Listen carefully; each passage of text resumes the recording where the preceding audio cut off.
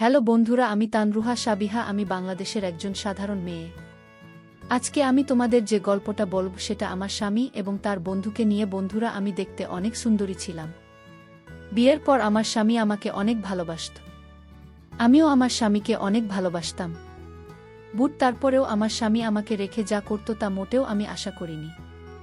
ঘটনাক্রমে আমার স্বামীর বন্ধু আমারও খুব কাছের বন্ধু হয়ে গেল। এক পর্যায়ে আমার স্বামীর বন্ধুর সাথে আমার যা ঘটত তা প্রথমে আমি মোটেও আশা করিনি। পরে ধীরে ধীরে তা অভ্যাসে পরিণত হল। যাক বন্ধুরা, কথা না বাড়িয়ে মূল গল্পে চলে যায়। আমার স্বামীর নাম আয়মান সাকিব। ওর সাথে আমার পরিচয় হয়েছিল ভার্সিটিতে। প্রথম দেখাতেই যে প্রেম হয়ে গিয়েছিল এমনটা একদমই নয়, বরং প্রথম দিকে আয়মানকে আমার একটু গম্ভীর আর আত্মকেন্দ্রিক মনে হতো। কিন্তু যতদিন যেতে লাগল ওকে তত বেশি করে চিনতে শুরু করলাম। ওর ভেতরে লুকিয়ে থাকা বিনয়, ওর হাস্যরস আর আমার প্রতি ওর নিছক সরলতা আমাকে মুগ্ধ করতে শুরু করল। ক্লাস শেষে ক্যান্টিনে চা খেতে খেতে কিংবা লাইব্রেরির কোনায় বসে ঘন্টার পর ঘন্টা আমাদের গল্প হতো। সেই গল্পে ছিল না কোনো আড়ম্বর, ছিল শুধু দুজনের মনের অকৃত্রিম আদান প্রদান। আমাদের ভালোবাসাটা ছিল খুবই সহজ সরল, কোনো নাটকীয়তা ছিল না। ছিল না কোনো তৃতীয় পক্ষের অনুপ্রবেশের ভয়, একে অপরের প্রতি শ্রদ্ধাবোধ, বিশ্বাস আর অসীম ভালোবাসা নিয়েই আমরা দুজন এগিয়ে যাচ্ছিলাম। আয়মন যদি আমার প্রেমিক ছিল না, ছিল আমার সবচেয়ে ভালো বন্ধু। যে কোনো সমস্যার কথা নির্ভয়ে ওর সাথে আলোচনা করতে পারতাম। আর ও সব সময় আমাকে সঠিক পথের দিশা দেখাত। মনে হতো এই মানুষটি আমার জন্য সৃষ্ট। আমাদের চারপাশের মানুষ জন্য আমাদের সম্পর্ককে বেশ সমীহ করত। দেখতে দেখতে পড়াশোনা শেষ হলো, আয়মান একটা ভালো চাকরি পেল, আর আমিও নিজের একটা পছন্দের পেশায় যুক্ত হলাম। এরপর সেই মাহেন্দ্রক্ষণ পরিবারের সম্মতিতে ধুমধাম করে আমাদের বিয়ে হলো। বিয়ের পর মনে হয়েছিল আমার জীবনটা যেন একটা স্বপ্নের মতো। প্রতিটি দিনই ছিল নতুন এক অনুভূতি, নতুন এক অভিজ্ঞতা। আয়মনের সাথে আমার সম্পর্ক আরও গভীর হতে লাগল। ও যেমন আমার সব ভালো লাগার খেয়াল রাখত, তেমনি আমার ছোটখাটো জেদগুলো পূরণ করত। হাসিমুখে সংসার জীবন শুরুর পর থেকেই আমাদের প্রতিটি মুহূর্ত ছিল ভালোবাসায় পরিপূর্ণ। দিনের শেষে অফিস থেকে ফিরে ও যখন আমার পাশে এসে বসত, তখন মনে হতো যেন সারাদিনের ক্লান্তি দূর হয়ে গেছে। রাতের বেলা রান্নাঘরে আমরা দুজন মিলে গল্প করতে করতে রাতের খাবার তৈরি করতাম। কখনো ও আমার হাত ধরে গুনগুনিয়ে গান গাইতো। মনে হতো এভাবেই বাকি জীবনটা কেটে যাবে। ছোট ছোট খুনসুটি, মান অভিমান, ভালোবাসার প্রকাশ, সব মিলিয়ে আমাদের সংসারটা ছিল শান্তির এক নীল। আমার শাশুড়ি মা আর শ্বশুর বাবাও আমাকে খুব ভালোবাসতেন। তাদের কাছে আমি কখনো নিজের মেয়ে ছাড়া অন্য কিছুই ছিলাম না। আয়মানের পরিবারে আমি খুব সহজেই মিশে গিয়েছিলাম, আর তারাও আমাকে নিজেদের একজন হিসেবে সাদরে গ্রহণ করেছিলেন। আমাদের বাড়িতে সবসময় একটা উৎসবের আমেজ লেগেই থাকত। আত্মীয় স্বজন, বন্ধুবান্ধবদের আনাগোনা লেগেই থাকত। সবাই আমাদের জুটির প্রশংসা করত, আমাদের ভালোবাসার উদাহরণ দিত। নিজেদের মধ্যে এত বোঝাপড়া আর স্বচ্ছতা ছিল যে মনে হয়নি কখনো কোনো তৃতীয় শক্তি আমাদের এই সুন্দর সম্পর্কে ফাটল ধরাতে পারবে। কিন্তু খুব বেশি দিন বুঝি সয় না, আমার এই সুন্দর সাজানো গোছানো সংসারে একটা ছোট্ট কালো মেঘের আনাগোনা শুরু হলো। প্রথম দিকে আমি বিষয়টা তেমন গুরুত্ব দিইনি। ভেবেছিলাম হয়তো কাজের চাপ কিংবা অন্য কোনো কারণে আয়মান একটু অন্যমনস্ক। কিন্তু ধীরে ধীরে সেই মেঘ ঘন হতে শুরু করল, আর তার আড়ালে লুকিয়ে থাকা ঝড়টা বুঝতে পারলাম অনেক দেরিতে। সেই ঝড় আমার জীবনের মোড় ঘুরিয়ে দেবে, আমার বিশ্বাসকে নাড়িয়ে দেবে, সেটা আমি কল্পনাও করিনি। প্রথম যখন পরিবর্তনগুলো চোখে পড়ল, তখন থেকেই আমার মনটা কেমন যেন অস্থির হয়ে উঠেছিল। আয়মন হঠাৎ করেই বেশ চুপচাপ হয়ে যাচ্ছিল। আগে যেখানে আমরা একে অপরের সাথে সব কথা ভাগ করে নিতাম, সেখানে ওর মধ্যে একটা দূরত্ব তৈরি হতে লাগল। ফোন নিয়ে ওর ব্যস্ততাও বাড়ছিল। রাতে ঘুমানোর সময়ও দেখতাম ও আনমনে ফোন কিছু একটা দেখছে, আর আমি পাশে গেলে দ্রুত ফোনটা লুকিয়ে ফেলছে। এসব দেখে আমার মনে সন্দেহ আরও গভীর হচ্ছিল। রাতের বেলাও দেখতাম ও জেগে আছে, আর ফোনের আলো ওর মুখটা জ্বলজ্বল করছে। আমি জিজ্ঞেস করলে বলতো কিছু না, অফিসের জরুরি কাজ। কিন্তু আমার মন মানছিল না। আমি সরাসরি কিছু বলতে পারছিলাম না। ভেতরে থেতোই একটা চাপা কষ্ট আর অনিশ্চয়তা কাজ করছিল। ভয় পাচ্ছিলাম, যদি কিছু জিজ্ঞেস করি আর উত্তরটা যদি আমার কল্পনার থেকেও খারাপ কিছু হয়, আমাদের এত সুন্দর সম্পর্ক, এত ভালোবাসার সংসার সবকে তাহলে মিথ্যে ছিল। এই প্রশ্নটা বারবার আমার মনে আসছিল। মনে হচ্ছিল বুকের ভেতরে একটা চিনচিনে ব্যথা। এটা আমাকে ঘুমাতে দিত না, শান্তি দিত না। আমি শুধু চাইছিলাম আমার সন্দেহগুলো যেন ভুল প্রমাণিত হয়। একদিন বিকেলে অফিস থেকে ফিরতে আমার একটু দেরি হয়েছিল। ঘরে ঢুকেই দেখি আয়মান ফোন হাতে নিয়ে সোফায় বসে আছে আর কারো সাথে খুব হাসি ঠাট্টা করছে। আমার পায়ের শব্দ পেয়েই ও দ্রুত ফোনটা লক করে পকেটে ঢুকিয়ে ফেল। ওরই দ্রুত প্রতিক্রিয়া আমাকে আরও বেশি নিশ্চিত করে দিল যে কিছু একটা চলছে। আমি ওর মুখের দিকে তাকালাম, কিন্তু ও আমার চোখের দিকে সরাসরি তাকাতে পারল না। ওর মুখটা কেমন যেন ফ্যাকাশে হয়ে গিয়েছিল। সেই মুহূর্তে আমি সিদ্ধান্ত নিলাম, এর একটা বিহিত আমাকে করতেই হবে, কিন্তু খুব সাবধানে, যাতে পরিস্থিতি আরও খারাপ না হয়। আমি জানি এ ধরনের পরিস্থিতিতে অনেকেই হয়তো ঝগড়াঝাঁটি শুরু করে দিত বা সরাসরি কনফ্রন্ট করত, কিন্তু আমি জানতাম এতে হিতে বিপরীত হতে পারে। আয়মান যদি সত্যি কোনো ভুল করে থাকে তাহলে তাকে ফিরিয়ে আনতে হবে। কৌশলে ভালোবাসা দিয়ে তাড়াহুড়ো করে কোনো সিদ্ধান্ত নিলে সম্পর্কটা হয়তো চিরতরে ভেঙে যেতে পারে। তাই আমি খুব শান্তভাবে কাজ করার সিদ্ধান্ত নিলাম। মনে মনে একটা পরিকল্পনা করতে শুরু করলাম, কিভাবে এই গোপন রহস্যের জট খুলবুল আর কিভাবে আমার আয়মানকে আবার আমার কাছে ফিরিয়ে আনব। পরের কয়েকদিন আমি আয়মানকে আরও নিবিড়ভাবে পর্যবেক্ষণ করতে লাগলাম। ওর দৈনন্দিন রুটিনেও কিছু পরিবর্তন এসেছিল। আগে যেখানে অফিস থেকে ফিরে আমার সাথে কিছুটা সময় কাটাত, এখন সেখানেও রজুহাত বাড়তে লাগল। কখনো অফিসের কাজের বাহানা, কখনো বন্ধুদের সাথে আড্ডা। রাতের বেলা ও দেরি করে বাড়ি ফেরাটা প্রায় নিয়মিতই হয়ে গিয়েছিল। আমার সন্দেহগুলো যেন আরও শক্ত হচ্ছিল, আর আমি ভেতরে ভেতরে ভেঙে পড়ছিলাম। কিন্তু বাইরে আমি নিজেকে সম্পূর্ণ স্বাভাবিক রাখার চেষ্টা করছিলাম। একদিন আয়মান যখন গোসল করছিল তখন ওর ফোনটা চার্জে দেওয়া ছিল। আমার মনটা দ্বিধায় ভুগছিল, কিন্তু আমি জানতাম এটাই হয়তো একমাত্র সুযোগ সত্যিটা জানার। আমি দ্রুত ওর ফোনটা হাতে নিলাম। আমার হাত কাঁপছিল। একটা অচেনা নম্বর থেকে বারবার মেসেজ আসছিল। আমি সাহস করে মেসেজগুলো খুললাম, আর যা দেখলাম তাতে আমার পায়ের নিচের মাটি সরে গেল। মেসেজগুলোতে আয়মান আর নুডিফা নামের একটি মেয়ের কথোপকথন ছিল, যা স্পষ্টতই তবে সম্পর্কের গভীরতা প্রকাশ করছিল। মেসেজগুলোতে তাদের অনৈতিক সম্পর্কের কথা স্পষ্ট বোঝা যাচ্ছিল। নুরিফা আয়মানকে দেখা করার জন্য অনুরোধ করছিল, আর আয়মানও তাতে সায় দিচ্ছিল। তাদের কথা বলার ধরন, একে অপরের প্রতি তাদের উক্তি, সব কিছুই প্রমাণ করছিল যে আয়মান আমাকে ঠকাচ্ছে। আমার মনে হলো আমার সব স্বপ্ন, সব বিশ্বাস এক মুহূর্তে ভেঙে চুরমার হয়ে গেল। বুকটা ফেটে যাচ্ছিল কষ্টে। আমি যেন নিজেকে আর ধরে রাখতে পারছিলাম না। এতদিনের ভালোবাসা, এতদিনের বিশ্বাস, সব কি তাহলে মিথ্যে ছিল? চোখের কোণে জল জমে গিয়েছিল, কিন্তু আমি নিজেকে শক্ত করলাম। কেঁদে ফেললে বা ভেঙে পড়লে আমার উদ্দেশ্য ব্যাহত হতে পারে। আমি দ্রুত মেসেজগুলোর কিছু স্ক্রিনশট নিয়ে নিলাম, তারপর ফোনটা যথাস্থানে রেখে দিলাম। আমার মনে তখন শুধু একটাই চিন্তা, কিভাবে আয়মানকে এই ভুল পথ থেকে ফিরিয়ে আন।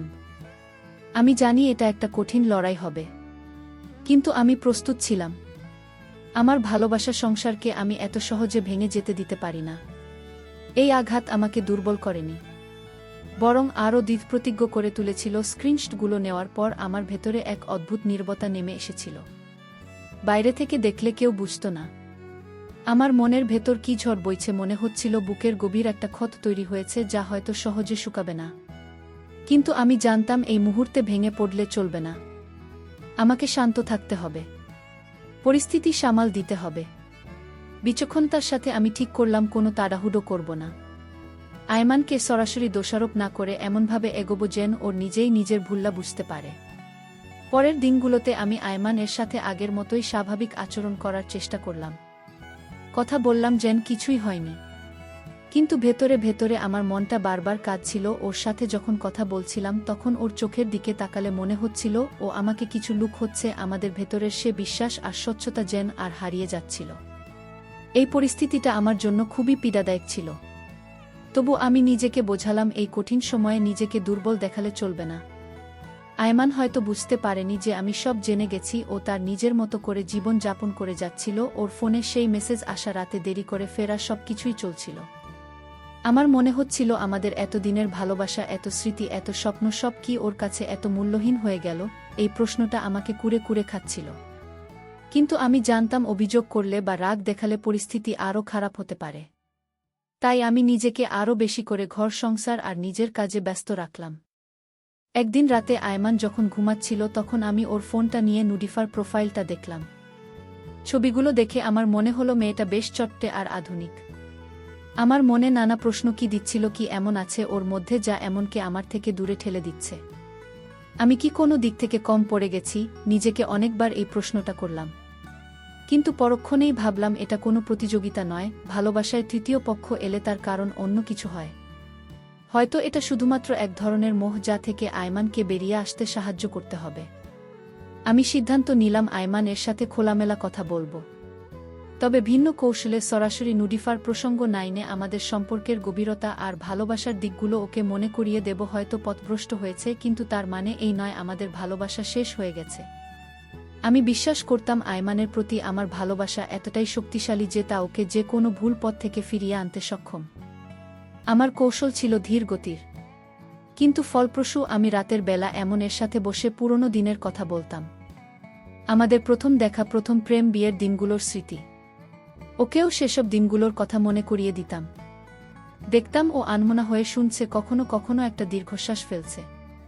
হয়তো ওর মনেও একটা দ্বন্দ্ব কাজ করছিল। আমি ওকে কোনো চাপ দিতাম না, শুধু ওর মুখের দিকে তাকিয়ে একটা মৃদু হাসি দিতাম, বোঝাতে চাইতাম আমি এখনও ওর পাশেই আছি, আগের মতোই ওর হাতটা ধরে রাখতে চাই। এরপর আমি আমার পরিবারের সদস্যদের সাথেও খুব সুন্দর সম্পর্ক বজায় রাখলাম। আমাদের বাসায় আয়মান এর বন্ধুবান্ধবদের নিয়মিত দাওয়াত দিতে শুরু করলাম, যাতে আয়মান বাড়িতে আরও বেশি সময় কাটানোর সুযোগ পায়। ওর পছন্দের খাবারগুলো তৈরি করতাম, এমনকি ওর শখের বিষয়েও আমি আগ্রহ দেখাতে শুরু করলাম। আমার লক্ষ্য ছিল একটাই, আয়মানকে আমার দিকে, আমাদের সংসারের দিকে আরও বেশি করে আকৃষ্ট করা। আমি ওর থেকে কোনো প্রতিক্রিয়া আশা না করে শুধু আমার ভালোবাসা উজাড় করে দিতে লাগলাম। আমার এই পরিবর্তনগুলো আয়মানের চোখেও ধরা পড়ছিল। ও হয়তো অবাক হচ্ছিল। ও দেখছিল আমি ওর প্রতি আগের মতোই যত্নশীল, আগের মতোই ভালোবাসায় ভরপুর। আমি ওর জন্য বিভিন্ন ছোট ছোট সারপ্রাইজ প্ল্যান করতাম, ওর সাথে সিনেমা দেখতাম বা ছুটির দিনে ওর পছন্দের জায়গায় ঘুরতে যেতাম। ধীরে ধীরে আয়মানও আমার প্রতি কিছুটা মনোযোগ দিতে শুরু করল। আমি বুঝতে পারছিলাম আমার এই নীরব প্রচেষ্টা হয়তো কাজ করা শুরু করেছে। আমি আশার আলো দেখতে পাচ্ছিলাম। আমার এই নীরব প্রচেষ্টা যে একেবারে নিষ্ফল হচ্ছিল না তার প্রমাণ পাচ্ছিলাম। এর আচরণে যদিও সম্পূর্ণ পরিবর্তন আসেনি, তবুও কিছুটা হলেও আমার দিকে ফিরছিল।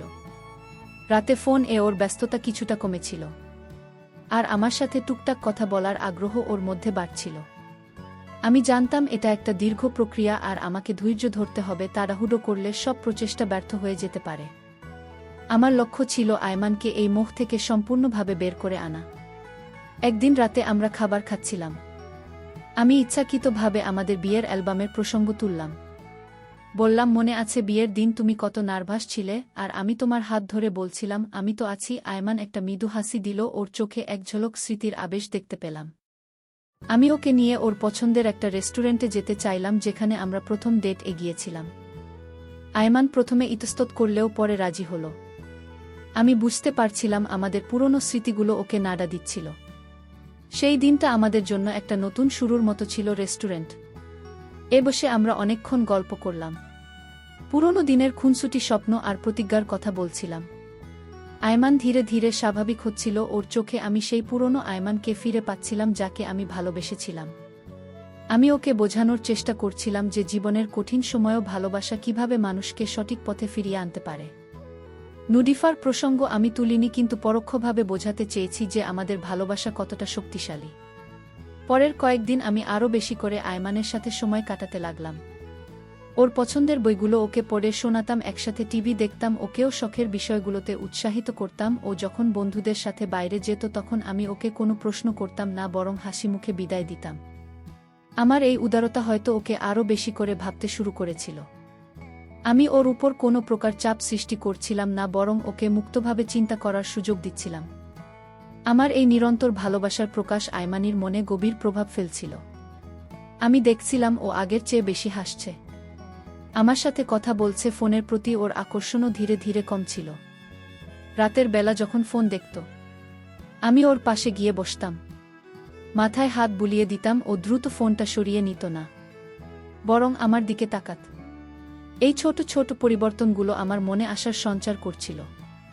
আমি বুঝতে পারছিলাম আমার কৌশল কাজ করছে। একদিন আয়মান নিজেই আমার পাশে এসে বসল। ওর মুখটা কেমন যেন বিষণ্ণ দেখাচ্ছিল।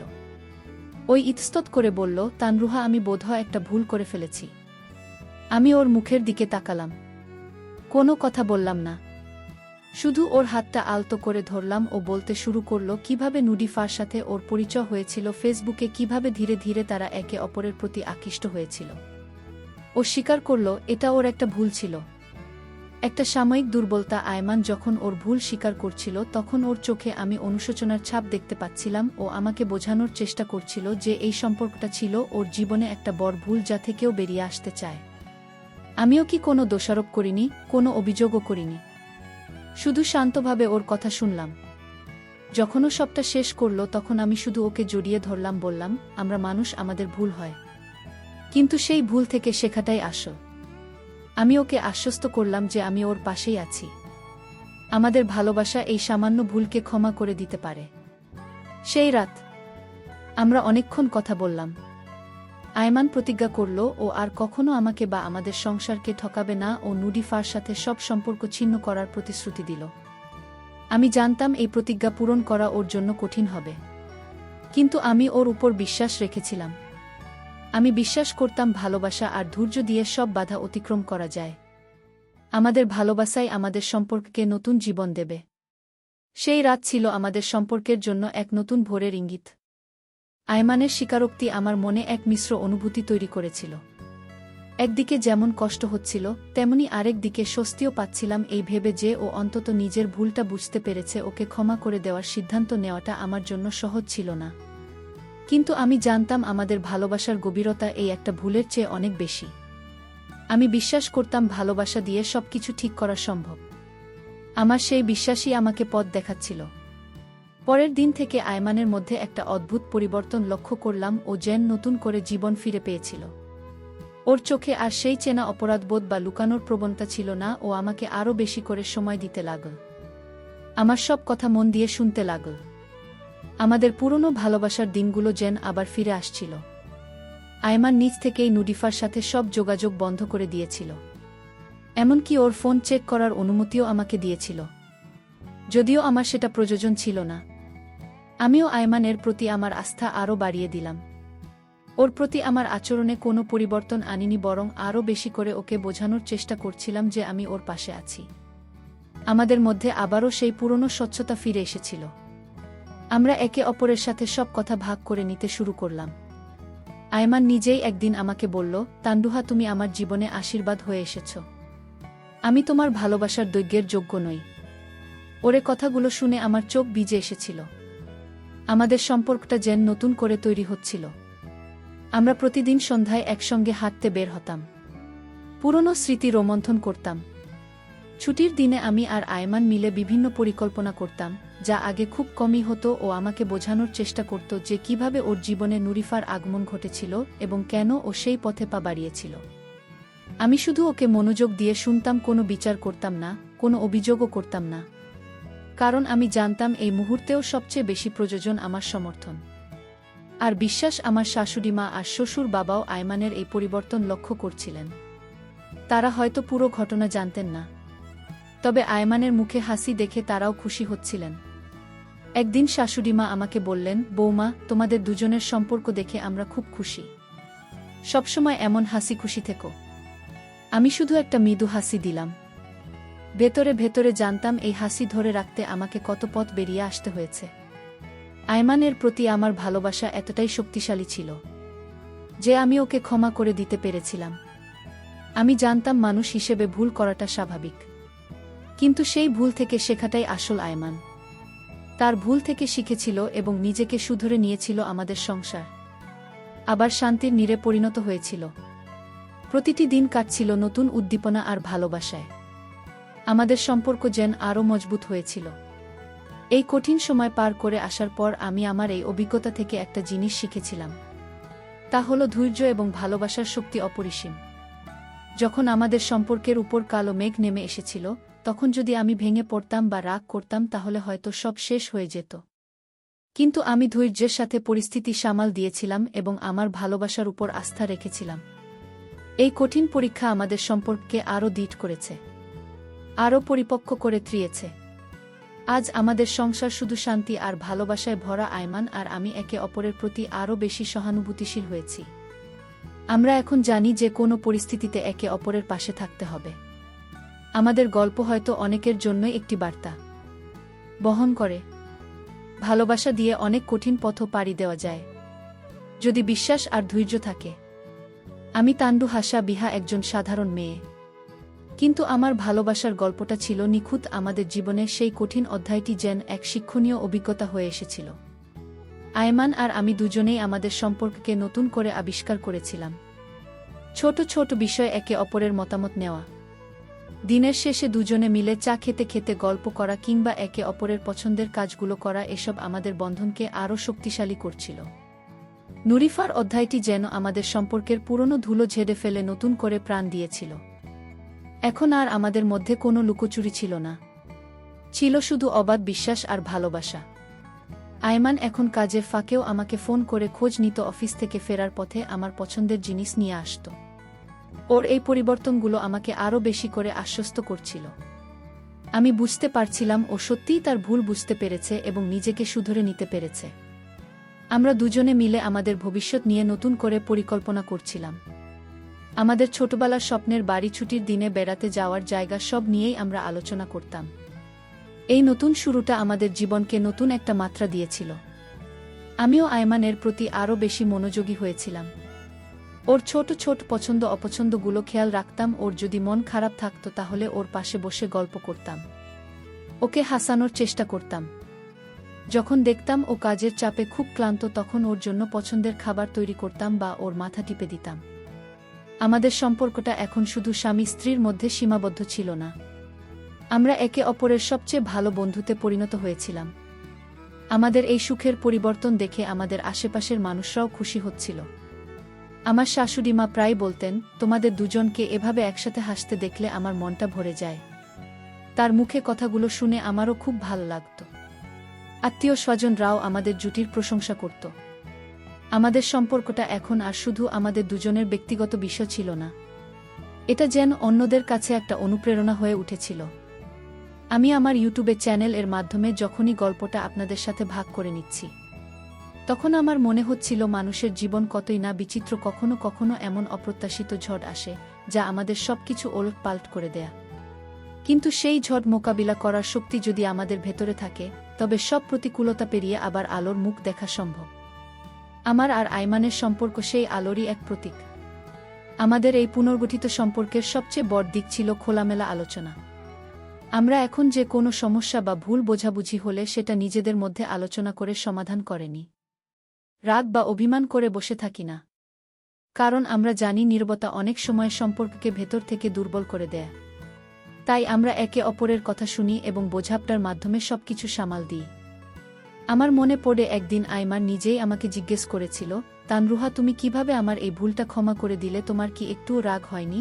আমি ওকে বলেছিলাম, রাগ হয়েছিল, কষ্ট হয়েছিল, কিন্তু আমার ভালোবাসাটা ছিল তোমার প্রতি আমার রাগ আর কষ্টের চেয়ে অনেক বেশি শক্তিশালী।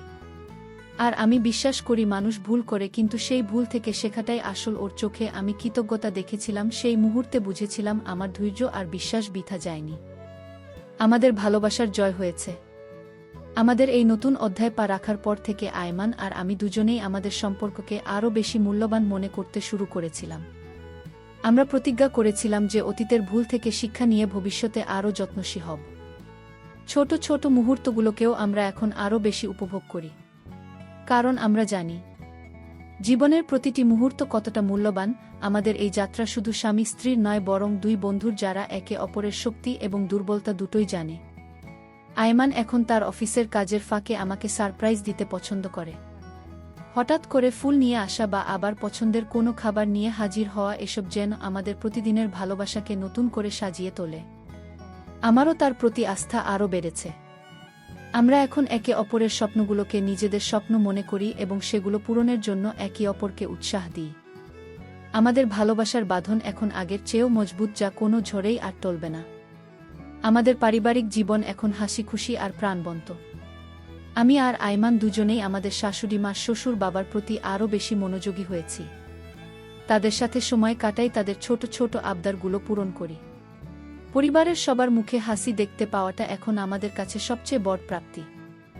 এই কঠিন সময়টা পার করে আসার পর মনে হয় আমাদের সম্পর্কটা যেন এক নতুন জীবন পেয়েছে, যেখানে ভালোবাসার বিশ্বাসী আমি আমার এই অভিজ্ঞতা থেকে শিখেছি যে ভালোবাসা কোনো শর্তের অধীন নয়। যখন আমরা কাউকে ভালোবাসি তখন তার ভুলগুলোকেও ক্ষমা করার ক্ষমতা রাখি।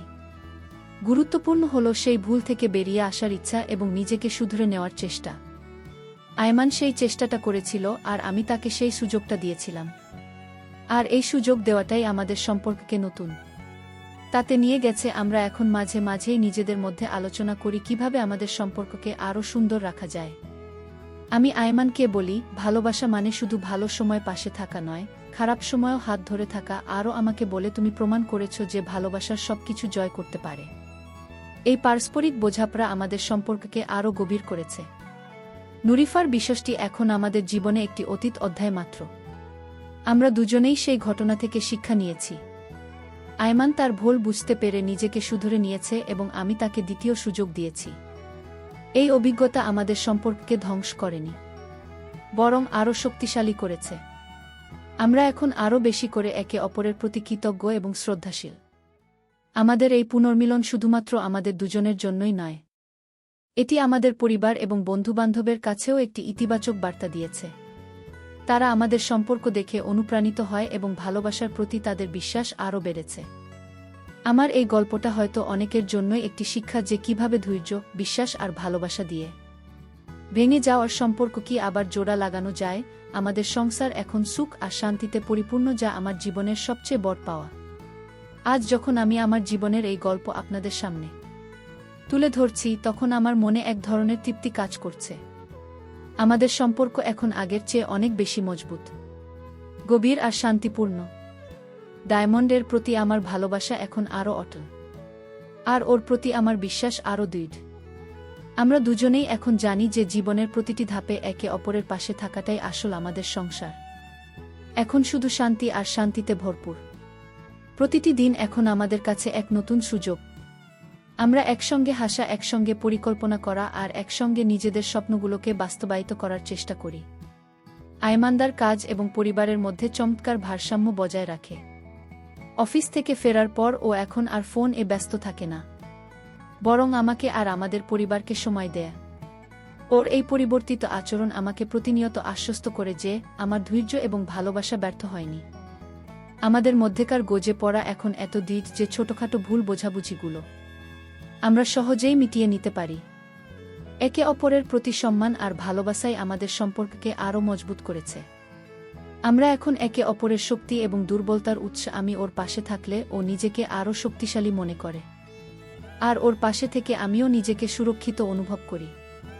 এই গল্প থেকে আমি একটা বড় শিক্ষা পেয়েছি, সেটা হলো ভালোবাসা শুধু অনুভূতির নাম নয়, এটি একটি কঠিন লেখা এবং নিরন্তর প্রচেষ্টা। যখন সম্পর্কে কোনো সমস্যা আসে তখন ভেঙে না পড়ে ধৈর্যের সাথে পরিস্থিতি মোকাবেলা করতে হয়।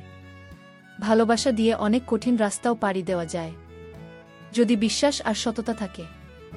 আমার এই গল্পটা হয়তো অনেকের জন্যই অনুপ্রেরণা হতে পারে যারা নিজেদের সম্পর্কের কঠিন সময় পার করছেন। আমার বিশ্বাস প্রতিটি মানুষের জীবনেই এমন কঠিন পরিস্থিতি আসতে পারে, কিন্তু সেই পরিস্থিতি থেকে বেরিয়ে আসা যায় কিভাবে, সেটাই আসল বিষয়। আমি আমার ভালোবাসার উপর বিশ্বাস রেখেছিলাম, আয়মানকে সুযোগ দিয়েছিলাম নিজেকে শুধরে নেওয়ার, আর সেই সুযোগটাই আমাদের সম্পর্ককে নতুন করে গড়ে তুলেছে। আমাদের সংসার এখন সুখ আর শান্তিতে পরিপূর্ণ, আর এই শান্তি আমার জীবনের সবচেয়ে বড় পাওয়া। গল্পের শেষে বন্ধুরা, আমি তোমাদেরকে বলতে চাই, আমাদের জীবনের সম্পর্কগুলো খুবই মূল্যবান। ভালোবাসা, বিশ্বাস আর ধৈর্য সমন্বয়ে একটি সম্পর্ক পূর্ণতা পায়। যখন কোনো সম্পর্কে তৃতীয় পক্ষের আগমন ঘটে তখন তা কেবল একজনকে নয়, বরং পুরো পরিবারকেই প্রভাবিত করে। এই ধরনের পরিস্থিতিতে তাড়াহুড়ো করে কোনো সিদ্ধান্ত না নিয়ে ধৈর্যধারণ করা এবং বিচক্ষণতার সাথে পরিস্থিতি মোকাবেলা করা অত্যন্ত জরুরি। তানরুয়া সাবিহার গল্প আমাদের শেখায় যে ভালোবাসার শক্তি অনেক বড়। যদি একজন ব্যক্তি নিজের ভুল বুঝতে পারে এবং নিজেকে শুধরে নিতে চায়, তবে তাকে দ্বিতীয় সুযোগ দেওয়া যেতে পারে। পারস্পরিক বোঝাপড়া, খোলামেলা আলোচনা এবং অটুট বিশ্বাস একটি ভাঙা সম্পর্ককেও নতুন করে জীবন দিতে পারে। মনে রাখবেন, ভালোবাসা জয় করে সবকিছু যদি তা হয় শর্তহীন এবং সৎ। বন্ধুরা, গল্পটি যদি তোমাদের ভালো লাগে তাহলে লাইক, শেয়ার এবং সাবস্ক্রাইব করে আমাকে সহযোগিতা করুন। সবাই ভালো থাকবেন, সুস্থ থাকবেন আর ভালোবাসায় ভরপুর থাকবেন। সবাইকে ধন্যবাদ।